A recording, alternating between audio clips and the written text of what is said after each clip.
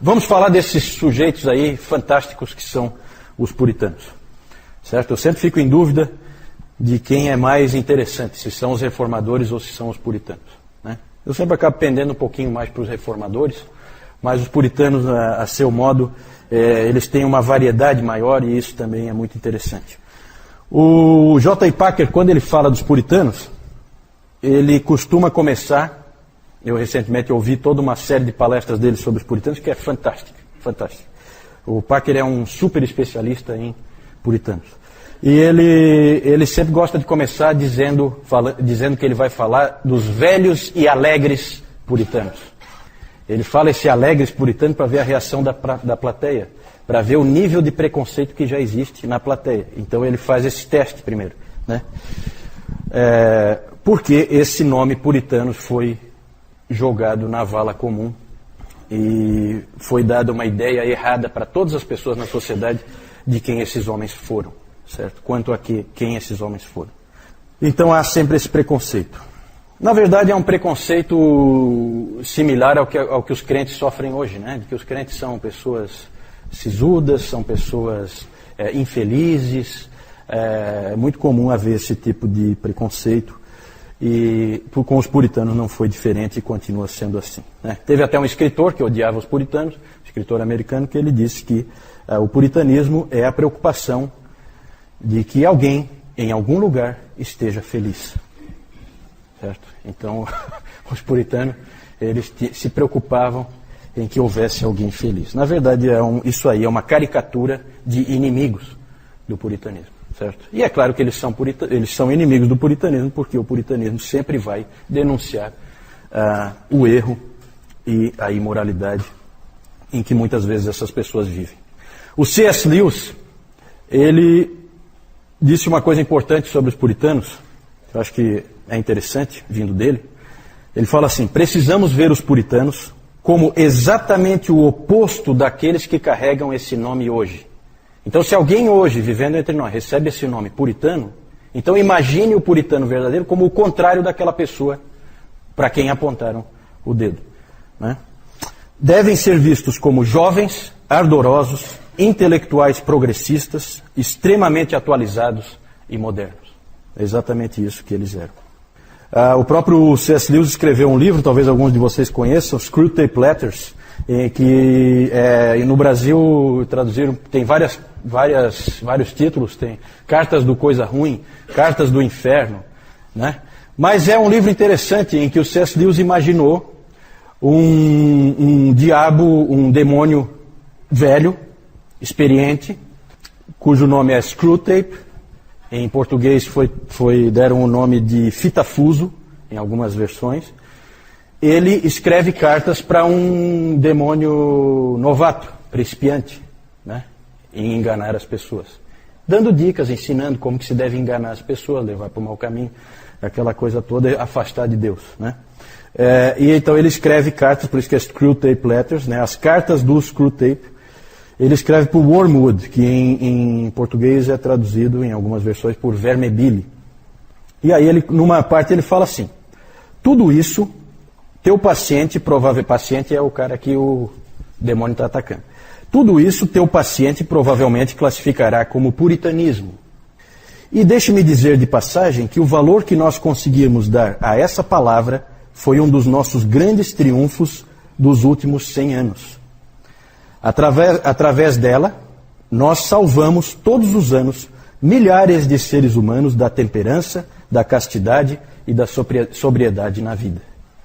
Certo? Então, claro, do ponto de vista do demônio, ele está salvando a pessoa da sobriedade, da castidade e da pureza na vida, usando esse termo puritanismo. Isso aí é um puritanismo seu. E aí a pessoa vai lá e faz a barbaridade aos olhos de Deus, porque ela classificou com aquela palavra e acha que aquilo ali é uma autorização, né? Porque botou o rótulo de puritanismo, então é uma autorização para fazer qualquer tipo de barbaridade. Então tem essa visão errada. Mas o que é o puritanismo? Na verdade, os puritanos é um movimento, não é um movimento organizado, não é uma igreja. Na verdade, é uma série de pessoas que a gente poderia classificar como um grande movimento. Esses indivíduos, eles surgiram durante o reinado de Elizabeth I, que nós vimos antes, na reforma na Inglaterra, são indivíduos que queriam levar a reforma na Inglaterra à frente, porque a reforma não tinha ido para onde tinha que ir. Não tinha ocorrido na Inglaterra uma adaptação da igreja às escrituras, certo? E esses indivíduos queriam que isso acontecesse. Na verdade, ela começou no reinado de Elizabeth, floresceu no chamado Interregno, ou a República, porque a Inglaterra já chegou a ser uma república, exatamente nas mãos dos puritanos, entre 1640 e 1650, e foi minguando entre a restauração de 1660 e a tolerância de 1689. Depois a gente vai falar um pouquinho mais com mais detalhe disso. Todos os puritanos no início eram parte da igreja da Inglaterra, da igreja anglicana, faziam parte dela. Eles queriam levar em frente a reforma que tinha começado bem com Eduardo VI. Eduardo VI é aquele rei, filho do Henrique VIII, que era um menino e tal, lembra? Que aí assumiu com 10 anos, morreu com 16, e aí tudo foi por água abaixo. Mas estava indo bem. E aí houve aquele balde de água fria com a rainha Maria I. O espírito do puritanismo se vê, como eu disse antes, naquele embate que houve entre John Knox e Richard Cox em Frankfurt, na Alemanha, numa igreja de refugiados ingleses. Ali houve uma discussão entre esses dois homens, em que o John Knox queria adaptar a igreja às escrituras, porque o Senhor Jesus Cristo é o Senhor da igreja, e o Richard Cox veio com aquele argumento bem típico do anglicanismo, que era o seguinte: não, nós queremos uma igreja como era a nossa igreja lá na Inglaterra. Então, o costume é o que é mais importante. Os rituais que nós fazíamos, nós queremos continuar fazendo. Nós não queremos abandonar nada porque as escrituras dizem para a gente fazer de outra maneira. Certo? Então, esse é o espírito tradicional do ser humano. Ele gosta de rituais, ele gosta de manter as coisas como estão, ele não gosta de adaptar as coisas às escrituras. O puritano quer sempre adaptar as coisas às escrituras.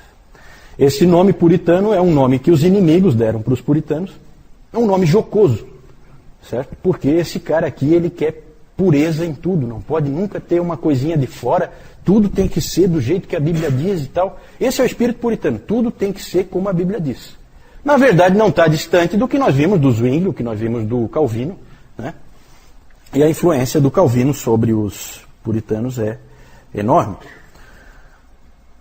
Uma grande conquista deles foi a criação da Bíblia de Genebra.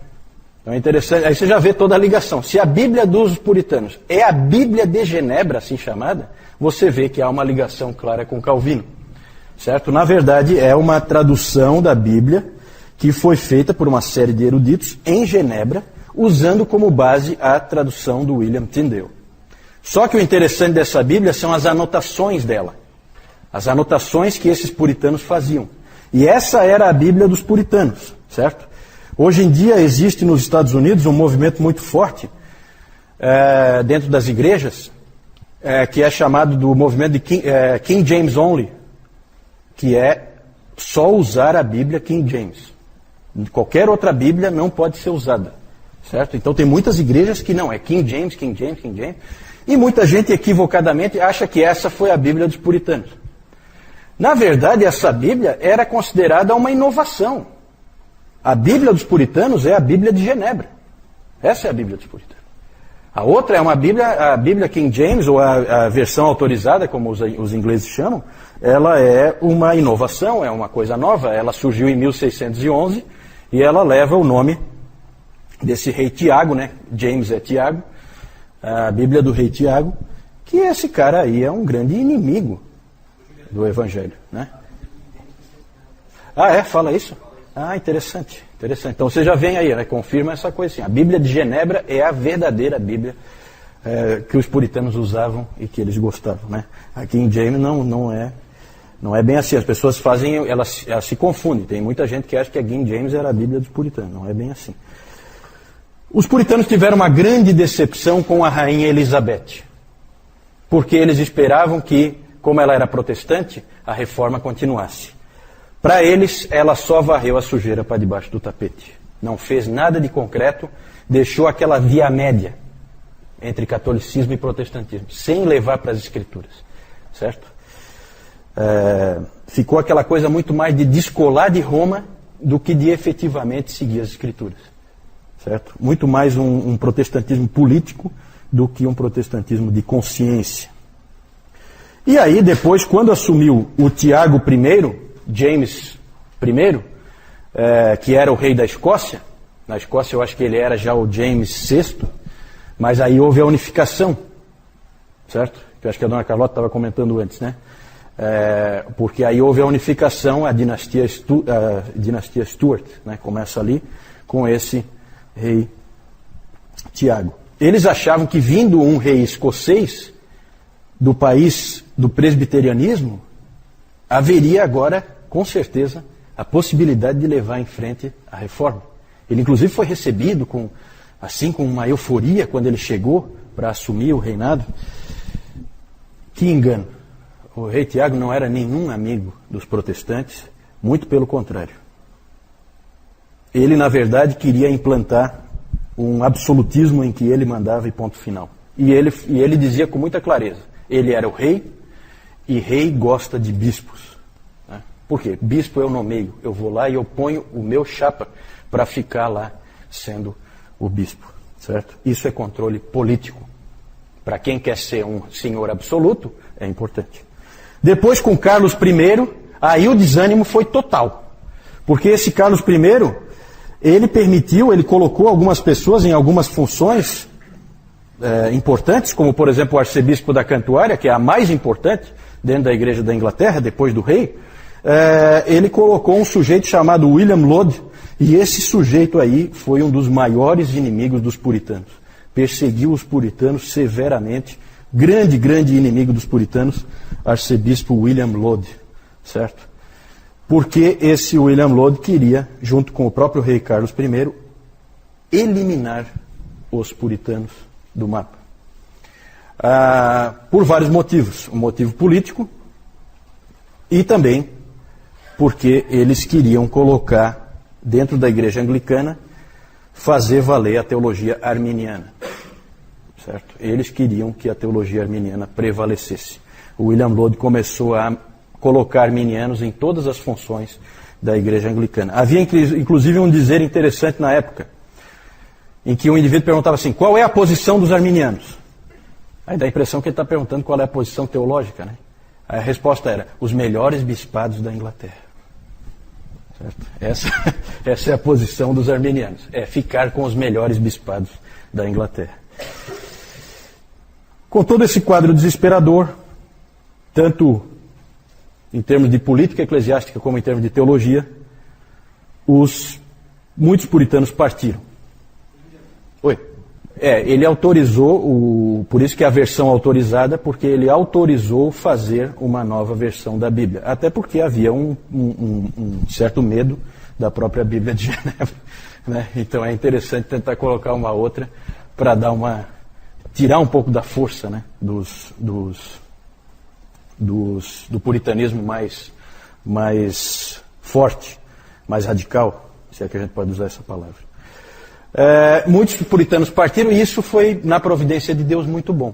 Por quê? Porque ali, então, vão contingentes enormes de puritanos para a Nova Inglaterra, né? Vão colonizar os Estados Unidos. Para nós isso é muito importante porque o protestantismo veio para o Brasil via americanos, principalmente. Né? O protestantismo reformado. Certo? Claro que os luteranos aí é muito mais, vieram da Alemanha e normalmente junto com a colonização. Então vinham os colonos, eles traziam a sua religião, certo? Já os americanos fizeram o trabalho realmente evangelístico, num primeiro momento, né? Mas isso muito depois, certo? Aqui no Brasil. Mas é importante porque a gente tem que ser grato àqueles irmãos da América, porque mandaram missionários para cá e hoje nós temos as nossas Bíblias, nós temos tudo, graças a esses irmãos. E então foi importante a ida desses grandes contingentes de puritanos para a Nova Inglaterra, para os Estados Unidos. Nova Inglaterra, para quem não sabe, é uma região dos Estados Unidos, lá bem no norte, nordeste dos Estados Unidos. Depois eu vou mostrar. Tá? Eles saíram porque ali eles viram que não tinha mais esperança. Muitos saíram direto de Southampton e outros portos lá da Inglaterra, e muitos passaram primeiro pela Holanda, ficaram um tempo estabelecidos na Holanda, e da Holanda foram embora para o Novo Mundo, certo? Depois nós vamos falar do protestantismo no Novo Mundo. Alguns ficaram, né? E nos anos 1640 estourou a Guerra Civil entre o parlamento e o rei. Por quê? Porque várias atitudes do Carlos I indicavam que ele queria governar de maneira absolutista. Ou seja, qualquer coisa que der na telha dele, ele faz. E a Inglaterra era sim uma monarquia, como é até hoje, mas tem um parlamento. Você vai aumentar impostos, você tem que fazer passar pelo parlamento, não é o rei. Eu quero aumentar agora os impostos, agora o imposto vai ser 95%. Não, calma. Tem o parlamento. Lá no caso deles tem a Casa dos Comuns e a Casa dos Lordes, né? E aí o parlamento viu que esse sujeito estava mal intencionado e houve então guerra. Exércitos leais ao rei e exércitos leais ao parlamento, certo? Essa guerra civil foi vencida pelo parlamento e o rei Carlos I foi decapitado em 1649. De 1649 a 1660 não houve mais um reino, mas sim uma república, governada pelo parlamento e por um que eles chamavam um Lorde Protetor, que era a figura do Oliver Cromwell. Esse Oliver Cromwell é um sujeito que é amado e odiado, mais odiado do que amado, porque afinal de contas hoje você vê que a monarquia prevaleceu naquele país, né? E os ingleses adoram aquela coisa de rei e rainha, e então você vê que um indivíduo desse que derrubou aquela coisa que eles adoram, eles nunca vão ver com muito bons olhos. Mas ele era um indivíduo ligado aos puritanos, o próprio John Owen foi conselheiro do Oliver Cromwell, e é um período muito interessante, é o período em que os puritanos têm mais força, inclusive força política, certo? Eles podiam fazer reforma agora, porque eles tinham todo o apoio do parlamento. Houve uma série de problemas e tal, no final assumiu o Richard Cromwell, que era o filho do Oliver Cromwell, assumiu quando o Cromwell morreu, e ele não era bom, ele era um péssimo líder, confuso, e o que acabou acontecendo no fim das contas é que 20 meses depois do Oliver Cromwell morrer, o rei Carlos II voltava à Inglaterra e sentava no trono da Inglaterra e o Reino Unido estava restabelecido. Na verdade, houve uma série de problemas, eu não vou entrar em detalhes, mas os escoceses meio que sabotaram a coisa, porque os escoceses quando o Carlos I foi morto, eles colocaram o Carlos II como rei da Escócia. Aí já fica difícil, porque daí o reino era unido, aí não foi unido o negócio. O parlamento da Inglaterra assumiu o comando da Inglaterra, mas na Escócia o cara estava reinando. E ele era um pretendente, né? Pretendente não, ele era o legítimo herdeiro ali do trono da Inglaterra, se fosse uma monarquia, né? Então houve uma série de problemas, houve inclusive guerra, o Oliver Cromwell invadiu a Escócia e na Batalha de Worcester ele acabou dando um jeito de fazer o Carlos II, rei da Escócia, só da Escócia, foi obrigado a se refugiar. Em que país será? França, né? O grande aliado sempre da Escócia. Então ele foi para a França e ficou lá, certo? Mas o Dr. Lloyd Jones ele sempre disse que o fracasso do movimento puritano e a volta do Carlos II tem muito a ver com os presbiterianos. Os presbiterianos, leia-se escoceses, acabaram sabotando um pouco e fizeram com que... Claro que havia muito ódio, evidentemente, se o Cromwell foi lá e invadiu a Escócia, tudo isso aí complica. Então é tudo muito complicado, né? Não dá nunca para você dizer assim, em uma frase, resolver o problema histórico. É tudo muito mais complicado, a gente não tem tempo de ficar entrando aqui, também nem é o caso, certo? Mas eu já estou adiantando que os puritanos acabaram fracassando no seu intento de ter ali realmente uma nação cristã, certo? Plenamente reformada, plenamente, totalmente voltada às Escrituras. Isso eles não conseguiram. Em 1658 houve a restauração, então, da monarquia, e aí vem o declínio dos puritanos. Vamos falar, eu quero só citar alguns nomes, não tem como ir muito longe, pode passar aí. alguns grandes nomes aí entre os puritanos. Os nomes são muitos. Nós não temos tempo de falar todos. Tem o John Milton. John Milton era um poeta. Ele escreveu livros importantes, como O Paraíso Perdido e O Paraíso Recuperado. E desse John Milton se dizia o seguinte, um dos biógrafos dele diz o seguinte, que ele é o último homem da história da humanidade a ler todos os livros publicados. Todos os livros que havia publicado, ele tinha lido. É uma coisa pretensiosa, mas considerando que a imprensa tinha sido inventada há relativamente pouco tempo e tal, então não chega a ser impossível, né? Mas realmente é uma coisa impressionante. Ele é importante, mas a teologia dele não é muito boa, não. O segundo nome aí, Richard Baxter, é o grande pastor, certo? Esse Richard Baxter é um pastor fascinante. Ele fez um trabalho em Kidderminster, que é uma pequena cidade lá da Inglaterra.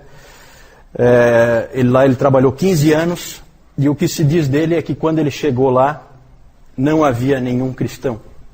Quando ele saiu, não havia nenhum ímpio. Porque realmente o trabalho dele foi um trabalho fantástico. Esse cara aí é famoso por fazer aquelas visitações às famílias. Ele então checava como é que está a vida espiritual de cada um. E ele escreveu aquele livro, temos em português, O Pastor Aprovado, né? Que muitos caras desanimam quando leem por causa do padrão elevadíssimo, né? O Dr. Calhoun sempre fala, nunca desanime por causa do padrão elevado que os puritanos colocam no papel, certo? Coloque aquilo como um alvo, mas lembre da graça sempre, né? Mas realmente é um padrão elevado.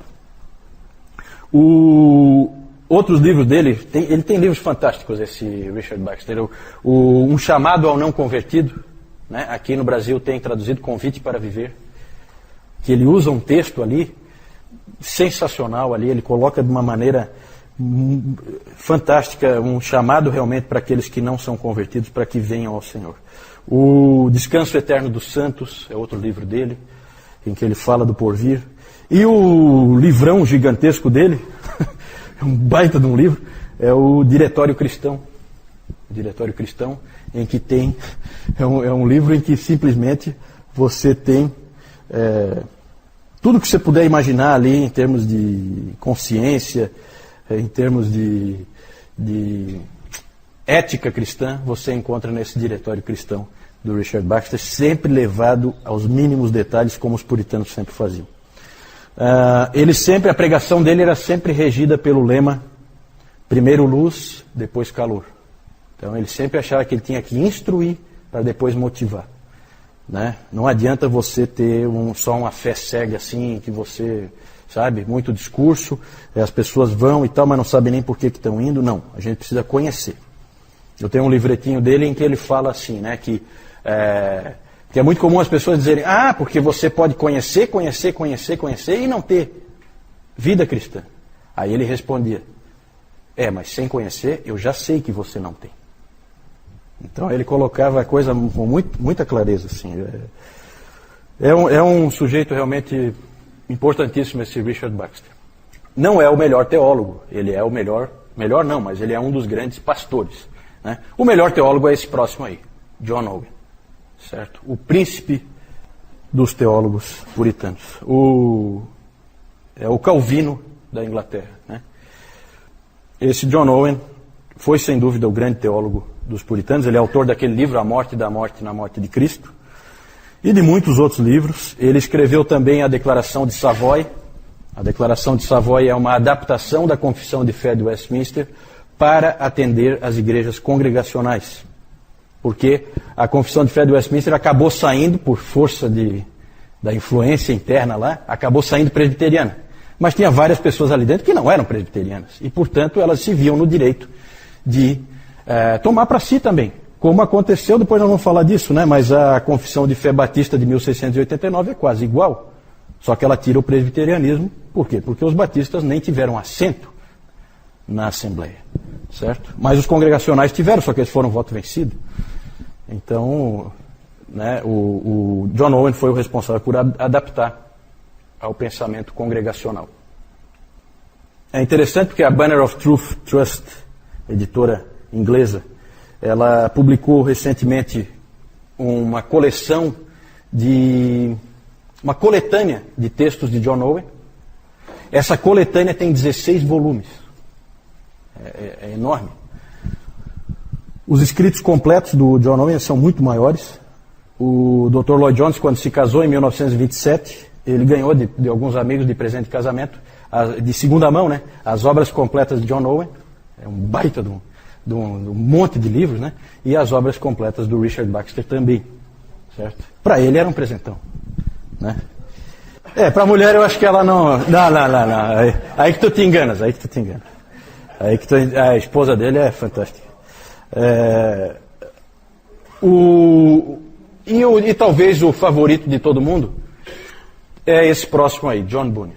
John Bunyan é um cara fantástico, realmente um indivíduo único na história da igreja. Aprendam sobre esse sujeito aí, porque ele é único, especial. É o latoeiro de Bedford, né? Ele era um latoeiro, era a função dele, não era um ministro, mas era um pregador do evangelho fantástico, e ele é conhecido principalmente como o autor do livro O Peregrino.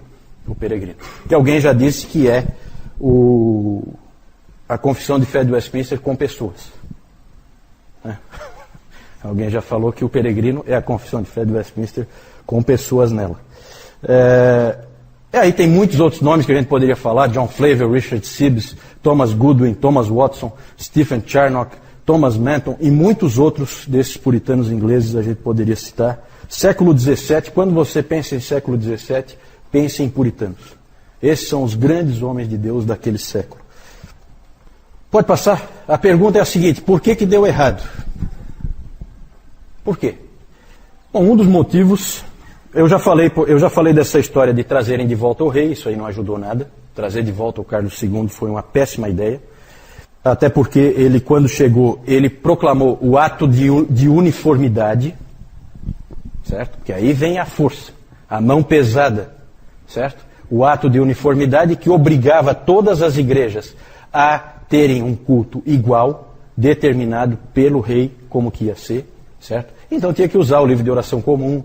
É anglicanismo, obrigatório, em todas as igrejas. É o ato de uniformidade. Muitos puritanos, o que vocês podem imaginar desses caras? Conscientes como eles eram, o que eles fizeram? Bateram o pé. Contra a nossa consciência nós não vamos agir nunca. Nós não vamos levar um culto que não é de acordo com as Escrituras. Não importa quem mandou, se foi o rei, se não interessa, não quero saber.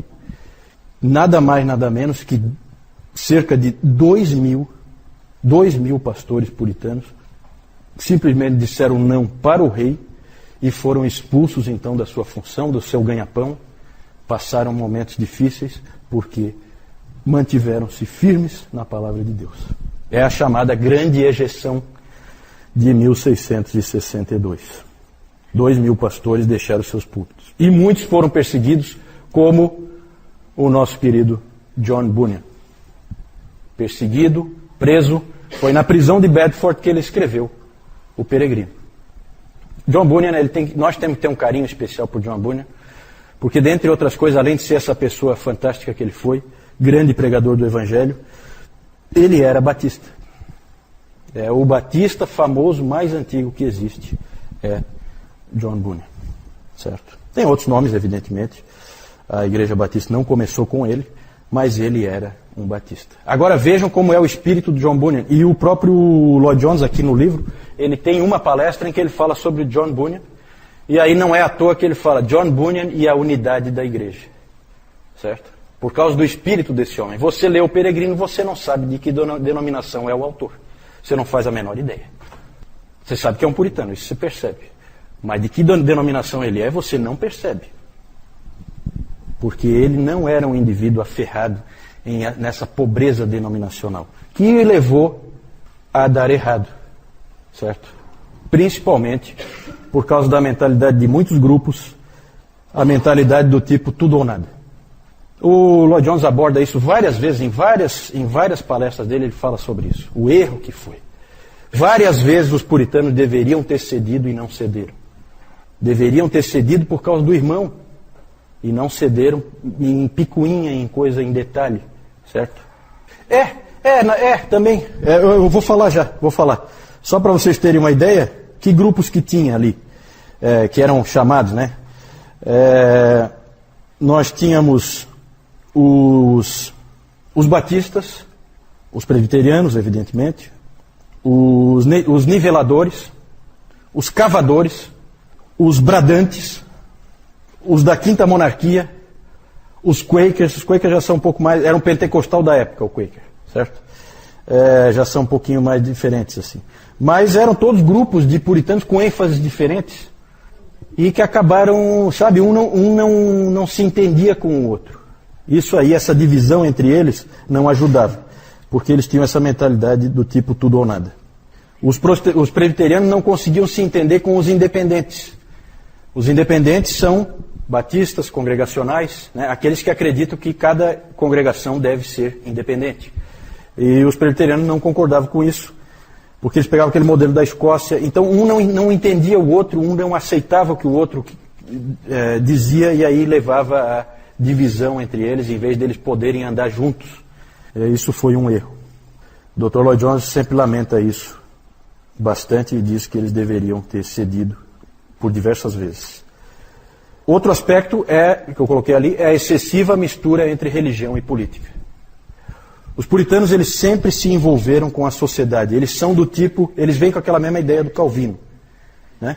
Lembra lá da classificação de Niebuhr, que nós vimos já há vários domingos atrás?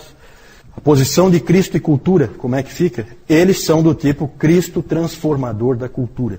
Então são indivíduos que se envolvem na cultura, que assumem posições dentro da sociedade, não se isolam, eles se misturam, eles são profissionais ali dentro, são funcionários públicos, às vezes em funções importantes, influentes, e então são indivíduos que não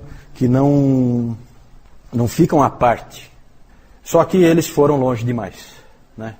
Foram longe demais, exageraram na dose. Esse é um aspecto que foi ruim. O próprio John Owen disse que considerações e intrigas políticas minaram o movimento puritano. O Dr. Lloyd Jones sempre disse que nós temos que aprender com o que ocorreu entre 1640 e 1662. A batalha do Senhor deve ser com armas espirituais. As palavras dele, do Lloyd Jones. Algumas características bem rápidas. Podíamos falar, há alguns anos atrás eu fiz um estudo com um grupo só sobre os puritanos. Um monte de estudos que nós fizemos sobre os puritanos. Podíamos ficar aqui o resto da vida só falando deles, características deles. Não temos de maneira nenhuma o tempo para isso. Fica o desafio, depois eu vou falar ali de alguns livros para vocês lerem. Mas a gente poderia dizer que algumas características deles que saltam aos olhos é a completude, no sentido de que eles são completos em tudo aquilo que eles abordam. Tudo vai ao mínimo detalhe, tudo é completo, tudo é checado. Eles são muito criteriosos em tudo que eles abordam, em todos os assuntos que eles tratam, tanto em teologia como em vida cristã. Sempre tudo é completo. O Diretório Cristão do Richard Baxter é um exemplo. É um exemplo. Ali ele se propôs, naquele livro, ele se propôs a tratar de casos de consciência. Né? O que são casos de consciência? Assim, uma determinada coisa que está acontecendo na sua vida, uma decisão que você tem que tomar e que você não sabe que caminho é o mais certo para escolher. Ele vai tratar disso aí em detalhe. Os vários tipos de situação que podem ocorrer são chamados casos de consciência. Lá ele também vai abordar como deve-se usar o conhecimento, como deve-se usar a fé, como progredir na vida cristã, como avançar na vida cristã, como vencer cada uma das tentações, como mortificar e vencer cada um dos pecados. Tudo detalhado, tudo detalhado. É enorme o livro. Eu acho que não, em português não. Eu acho que para traduzir, talvez alguma versão resumida. Né? Geralmente quando você compra alguma coisa dos puritanos é resumido, porque os indivíduos escreviam muito, muito. Tá? Todos os livros deles são enormes. E também a linguagem difícil, então normalmente alguém vai e resume. E já é muito útil o próprio resumo. Segundo, a adoração bíblica. Eles são os grandes aplicadores do princípio regulador do culto. Nós cultuamos a Deus do jeito que Ele mandou a gente fazer. Esse era o pensamento deles. A gente já viu isso em Zwingli, já viu isso em Calvino, mas eles levaram ao máximo que se pode levar. São os grandes aplicadores desse princípio. A maioria das pessoas gosta de uma adoração bonita. E os anglicanos especialmente, eles gostavam de uma adoração bíblica. É diferente. Eles removeram as vestimentas, removeram todas as imagens, removeram as cruzes, removeram tudo que eles puderam, eliminaram os dias santos, eliminaram as festas religiosas, até a Páscoa e o Natal eles eliminaram tudo. Tudo que não tinha base escriturística, eles tiraram. Para eles era fundamental. O princípio regulador do culto, ele é interessante, mas ele é difícil de aplicar. Tem que ter peito e coragem. Eles tiveram. A graça, todos eles eram calvinistas, certo? Então, a salvação vem de Deus. Eles sempre viam assim, e eles sempre deixaram claro que não é o pecador que salva a si mesmo, Deus é que salva o pecador. A lei, eles são os grandes mestres na questão da santificação. Terceiro uso da lei. Grandes mestres nessa parte de como viver a vida cristã, sabiam ensinar isso como poucos. Por vezes chegavam a soar meio legalistas. Às vezes um ou outro pode ter escorregado aí, certo? Sempre esse é um perigo para as igrejas reformadas. Por causa da ênfase no terceiro uso da lei, elas têm um risco de cair no legalismo, de cair num exagero, né? Colocar a santificação quase como a obediência aos mandamentos quase como uma condição à salvação. E isso às vezes não fica muito claro. Para os luteranos é o contrário. Eles tendem a cair mais na graça barata. Tanto que o próprio Dietrich Bonhoeffer, que era um luterano, ele escreveu muito naquele livro Discipulado, que é um livro excelente. A teologia do Bonhoeffer pode não ser assim, é uma teologia muito correta, mas aquele livro é muito bom. E ele ali fala da graça barata. É um risco que eles correm. O Dr. Calhoun disse que os reformadores os reformados precisam dos luteranos e os luteranos precisam dos reformados. Para sempre lembrar, toma cuidado. Aqui é um lugar perigoso para você andar, né? Na verdade, se vocês quiserem aprofundar, saber mais, eu coloquei alguns capítulos. O título do capítulo é aquele ali mesmo, desse livro aí, Santos no Mundo. Você quer conhecer os puritanos, você leia esse livro primeiro, tá? Ali você vai ter um capítulo, está nessa ordem mesmo: trabalho, sexo e casamento, dinheiro, família, pregação, igreja e culto, Bíblia, educação, ação social. E eles têm a ensinar em todas essas áreas, porque são indivíduos que levam a vida inteira à luz das Escrituras. Então nós temos muito a aprender com eles. Esse aqui já é um livro um pouquinho mais avançado, que vai abordar a coisa num patamar um pouquinho mais difícil, mas não tão difícil. Ele é um livro médio, né? Um livro do J. I. Packer, Entre os Gigantes de Deus, certo? Fala só sobre os puritanos, subtítulo Uma Visão Puritana da Vida Cristã.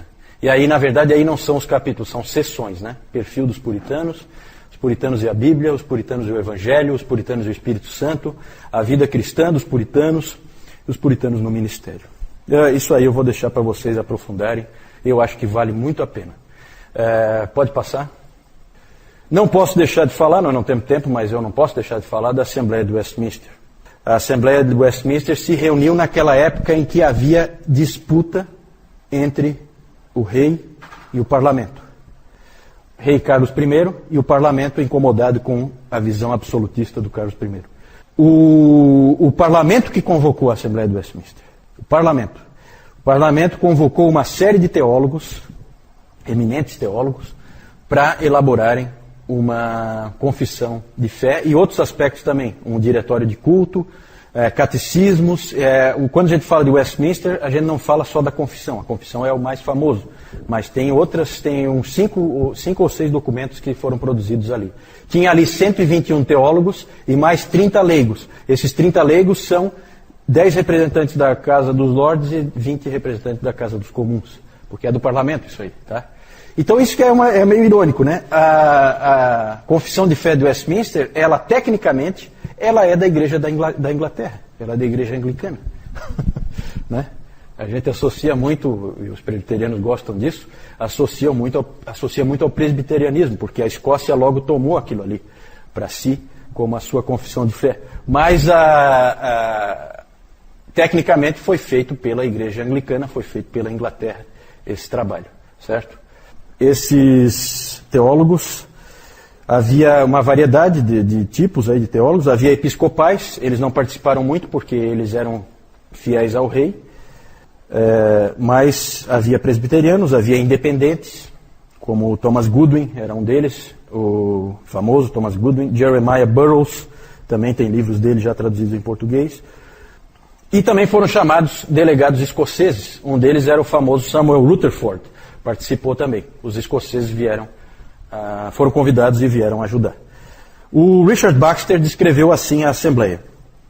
Os teólogos ali reunidos eram homens de eminente conhecimento, piedade, habilidade ministerial e fidelidade.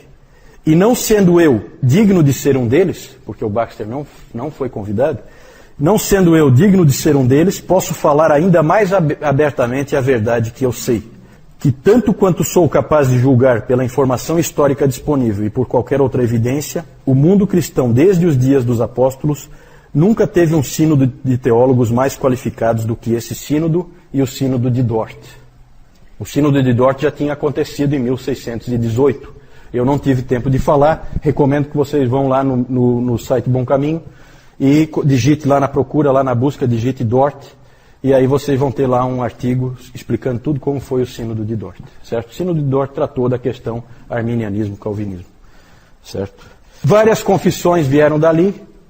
Os congregacionais, com a Declaração de Savoy, já falei, em 1658, John Owen adaptou para uso dos congregacionais, e os batistas também fizeram uso, adaptando a Confissão de Fé de Westminster na Segunda Confissão Londrina de 1689. Por que Segunda Confissão Londrina? Porque houve uma primeira, que eu até tenho ela, que ela é de 1644, certo? Anterior até à Confissão de Fé de Westminster. A Confissão Batista é a primeira Confissão Batista de Londres, de 1644. Mas a Confissão de Fé de Westminster ela é tão bem montada, tão bem elaborada, que ela acabou se tornando mais importante, e os batistas acabaram tomando ela como a sua confissão, como base para a sua confissão, né? William Laud, grande inimigo dos puritanos, arcebispo da Cantuária, colocou arminiano na Igreja da Inglaterra até não poder mais. O Carlos I lá e o julgamento dele, lembrem-se que ele foi decapitado pelo parlamento, e aqui o Oliver Cromwell, que foi o Lorde Protetor durante a República. Richard Baxter, John Milton, John Owen, John Bunyan. Aqui uma figura do Bunyan na prisão em Bedford, sendo visitada pela filhinha dele, que era cega, né? Ele adorava essa filhinha dele. E ela visitando ele na prisão. Aí a Assembleia de Westminster, para vocês terem uma ideia, né? Se reuniram 1.163 vezes, certo? Esses delegados da Assembleia de Westminster.